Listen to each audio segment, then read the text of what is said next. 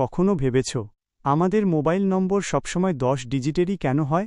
কম digit রাখলেই তো হতো। মনে রাখতেও কত সহজ হতো, তাই না?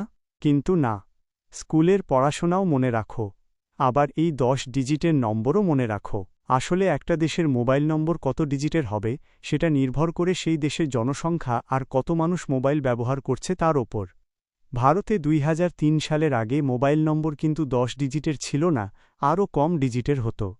তখন ভাবা হয়েছিল, আরে ভাই, এত নম্বর তো অনেক, এর বেশি আর কি লাগবে।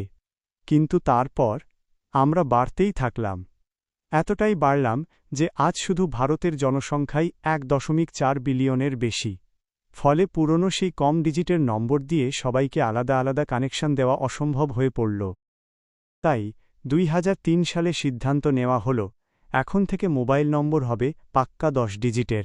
কারণ 10টা ডিজিট উল্টেপাল্টে ব্যবহার করলে প্রায় 10 বিলিয়ন আলাদা আলাদা কম্বিনেশন তৈরি করা যায়। মানে, এখন দেশের সবাইকে, এমনকি একজনকে একাধিক নম্বর দিলেও নম্বরের কোনো অভাব হবে না। এই রকম আরও ইন্টারেস্টিং ভিডিও দেখার জন্য চ্যানেলটি এখনই সাবস্ক্রাইব করো আর লাইক করতে ভুলো না কিন্তু।